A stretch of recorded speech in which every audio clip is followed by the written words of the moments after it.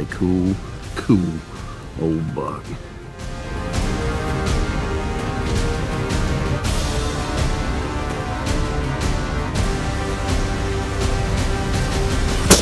McWhorter Custom Rifles presents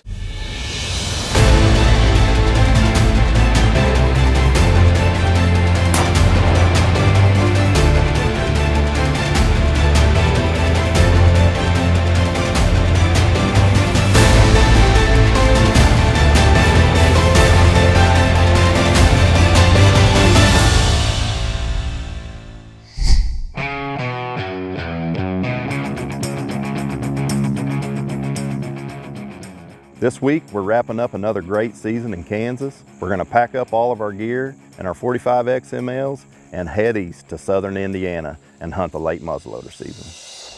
Precision Hunting TV is brought to you by McWhorter Custom Rifles, Macmillan Fiberglass Stocks, Swarovski Optique, and Barber Creek Shooting Academy.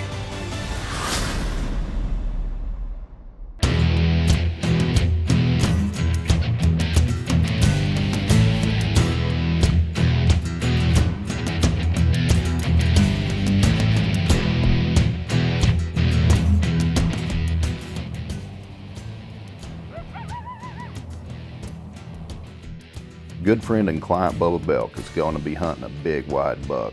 It's been hanging out on a power line cut. Opening day of the Kansas rifle season, we're greeted with a cold, crisp, frosty morning, and as luck would have it, Bubba's buck made an appearance.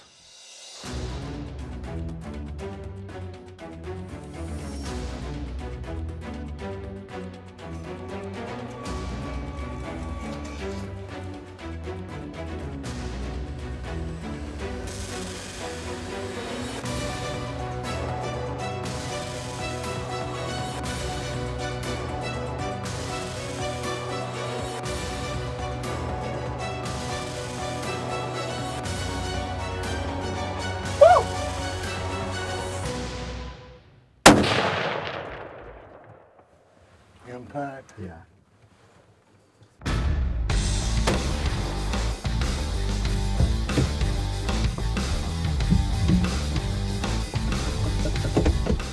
The PRC. It's barked.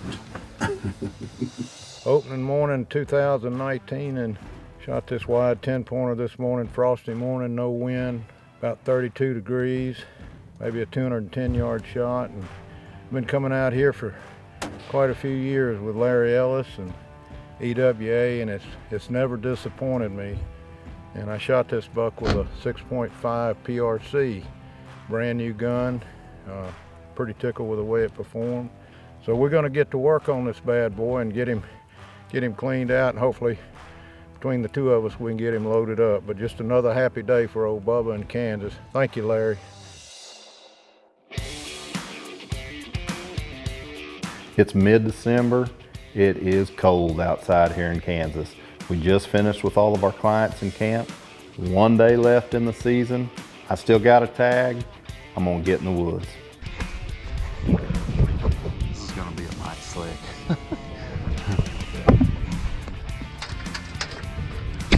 Holy man. We'll have to knock the icicles off.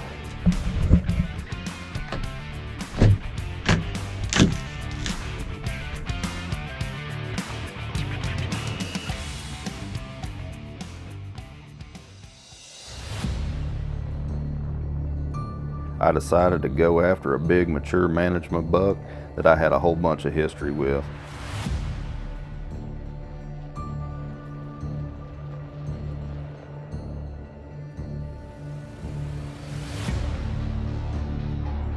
At last light, he finally showed and offered a shot to close out the Kansas season.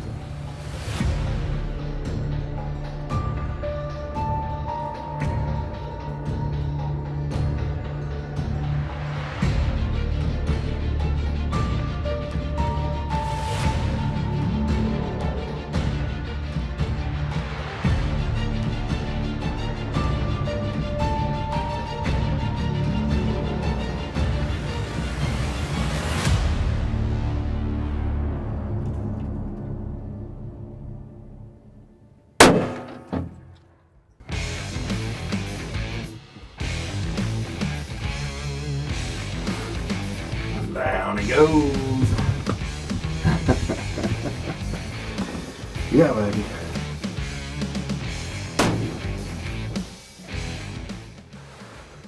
All right, we was down to about the last 10 minutes of daylight on the last day of rifle season here in Kansas, and we just whacked an old ancient pig. That's awesome. Well, here we are, the last day of the Kansas rifle season in an ice storm, and we just killed a cool old buck. We've got a lot of history with him. He's an old buck, and the last day of rifle season in this ice storm, he had to come get his belly full before dark, and it cost him. But 7 STW done the trick. The guys at McWhorter, they put together an unbelievable rifle. I didn't have to shoot very far on this one. He's only about 100 yards, but you just got all the confidence in the world when you're sitting there and you know that buck's fixing to get it.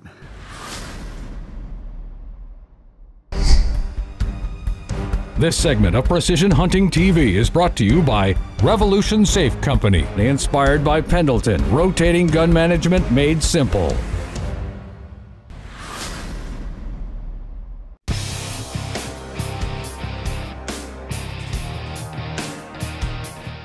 With my Kansas tag filled, my buddy Darren and I hopped in the truck.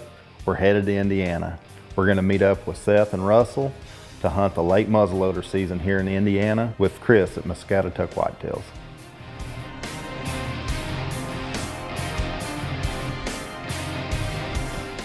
So we go and get our gear unloaded. First things first, we're gonna check the zero on our McWhorter 45 XMLs.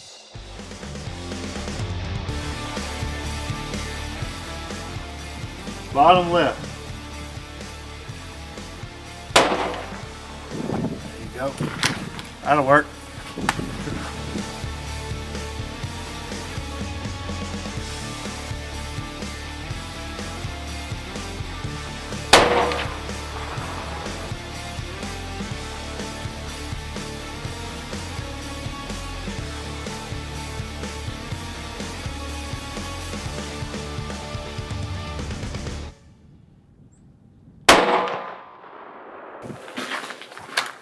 Dead deer.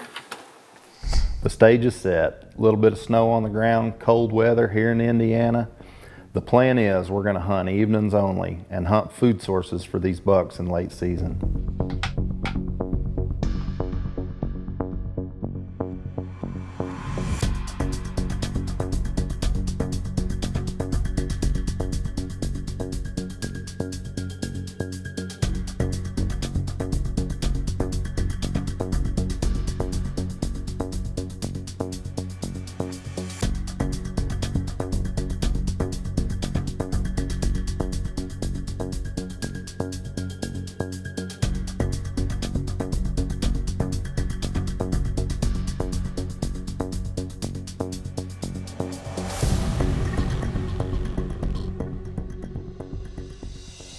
Day one, a little bit slow, didn't see a whole lot, but the weather's still gonna be good tomorrow. We got high hopes for day two.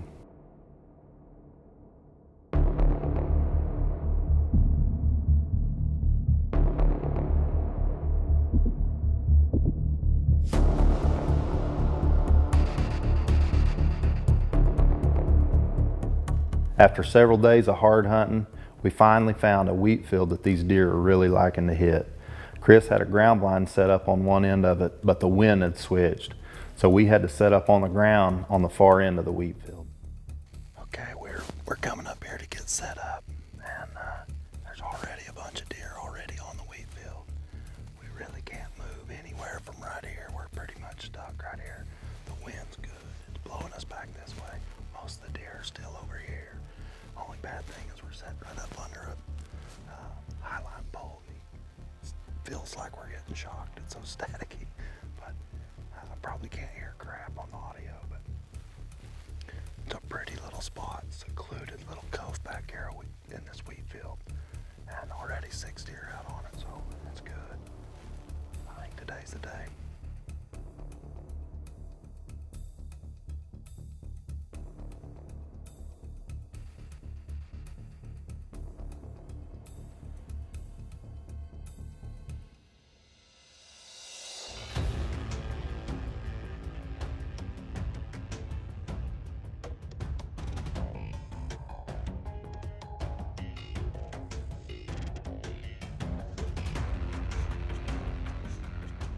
30 minutes before dark, a really nice buck stepped out.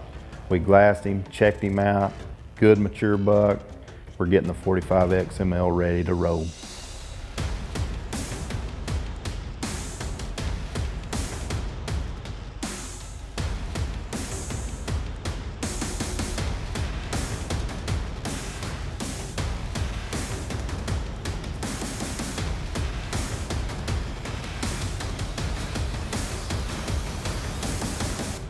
Precision Hunting TV is also brought to you by Extreme Wildlife Adventures, Hoff Power Auto and Outdoor Stores, Surge Pro by Biofact Crop Care, and Rudy's Country Store and Barbecue.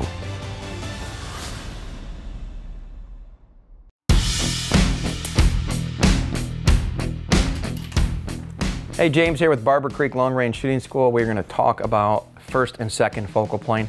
A lot of different scopes on the market nowadays, but bottom line is first and second focal plane is what we use for the reticles, and there's a difference, and you got to understand the difference. First focal plane was what the military used and a lot of PRS guys use because they don't have to remember what power setting they're on for the stadia lines to equal a measurement. So for some folks it's easier. Doesn't mean it's better, it's just easier. Second focal plane is probably what 80% of the scopes out there are nowadays, and what we most of us that are over 50, like myself and Alan, not Keith, he's still young, but we grew up on second focal plane. Second focal plane is designed to be used at a manufacturer specified power setting or maximum power for each stadia line or hash mark to equal 1 minute, for instance. So I'm going to go ahead and show you what this looks like. First, I'm going to run a second focal plane scope. I'm going to get on our bear out there at 925 yards, and what I'll do is as I zoom out from the bear, you can actually see that the target shrinks, but the reticle never changes size. And when I zoom back in, again, the target grows, but the reticle never changes size. With the second focal plane, if you don't take that into account, you're going to make a bad wind call because it's designed to be used on full magnification. So each hash mark equals 1 minute, and you're supposed to be at full magnification for each hash mark to equal 1 minute, right? So now what I'm going to do is I'm going to go ahead and grab a first focal plane scope and show you what it looks like. All right. All right, thanks, sir. Same thing, I'm going to go ahead and zoom in at full magnification on the bear. And as I zoom down, you'll notice that not only does the animal shrink and grow, but the reticle shrinks and grows at the same time. Most manufacturers with a second focal plane scope are going to give you either a letter or a dot. Something's going to tell you in that scope what the power setting is supposed to be at. Now, again, most of them are going to go ahead and say bring it up to maximum magnification, and that's what it's supposed to be at, again, for each stadia line to equal what it's supposed to. There can be a difference between manufacturers. A lot of my long range target shooters and a lot of guys that hunt prairie dogs and small targets, Keith and I and Alan like to shoot golf balls and clay pigeons at 1,000 yards because we're like that. But a first focal plane on some manufacturer scopes will be so thick, the lines, that it covers those small objects. So second focal plane is going to be a little bit better for those folks that like to shoot small objects at long range. Now, that's not all manufacturers because, again, some of the other ones like Night Force and Swarovski, now Swarovski's got second focal, but the Night Force has a first focal. Their new NX8s have a really thin line, the crosshairs, so they don't really cover the small targets like some of the older models did. So keep that in mind when you're shopping around for a first, second focal plane. One's not better than the other. Just understand what you're getting and how to use it.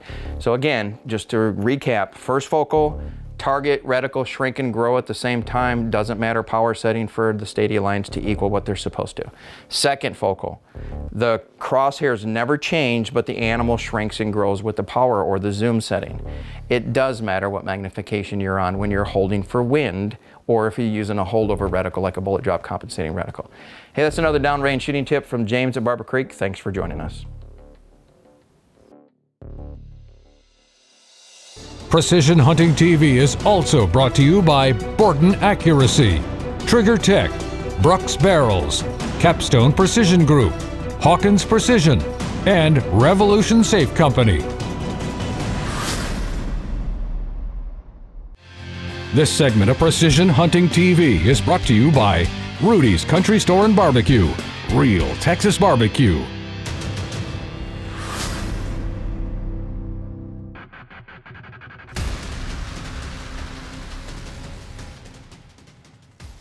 Pretty decent buck, just coming out down here about 300 yards.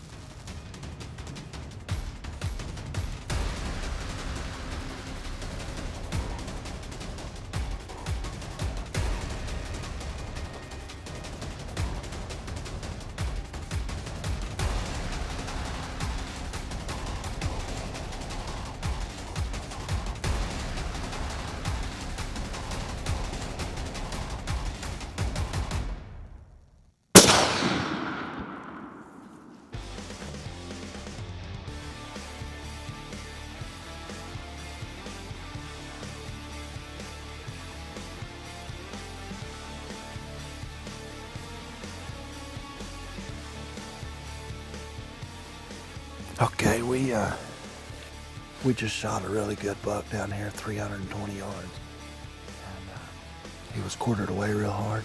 I think I hit the deer back. Anyway, he's standing there. I think he's about to bed down. We'll probably sneak out of here and come back in the morning, more than likely.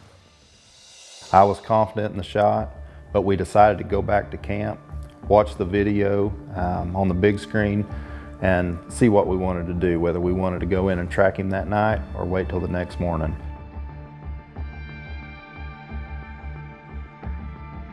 Well, we gotta go pick one up in the morning. You kidding? I hit him back. He went to the edge of the field, stood there a little bit, and then went in the brush. I think he's right there. So we decided to wait till the next morning. Chris knew a good buddy that had an excellent tracking dog. And for a little bit of added insurance, we was gonna wait on him to come up the next day and put him on the trail.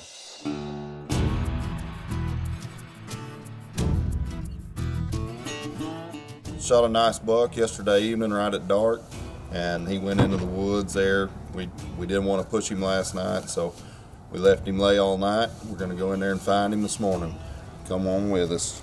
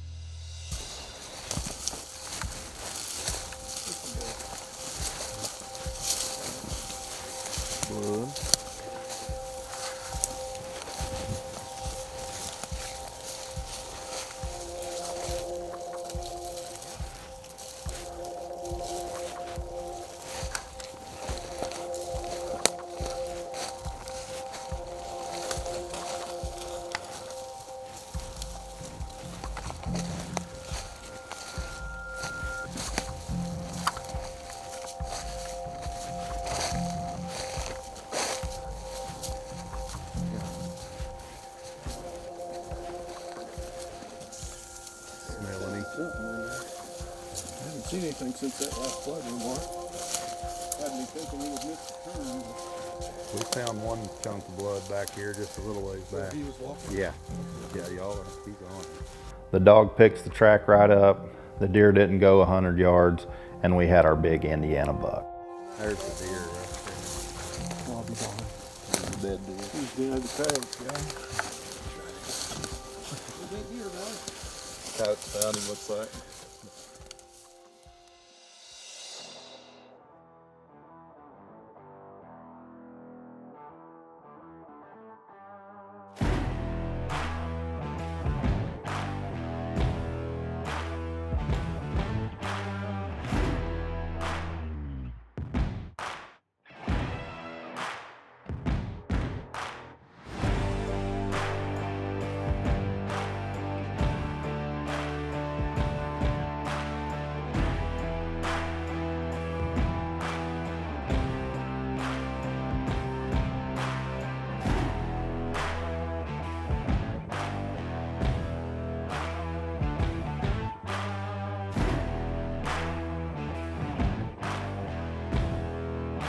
Well, we got a happy ending to our Indiana hunt here with Muscatatuck Whitetails, and just a great old buck, big 8-point frame with a kicker off his G2.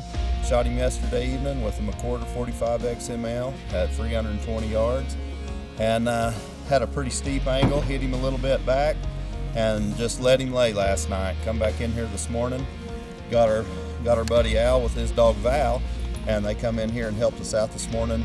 We walked right to the deer. He didn't go but maybe 150, 200 yards. So awesome way to end this late muzzleloader season hunt here in Indiana.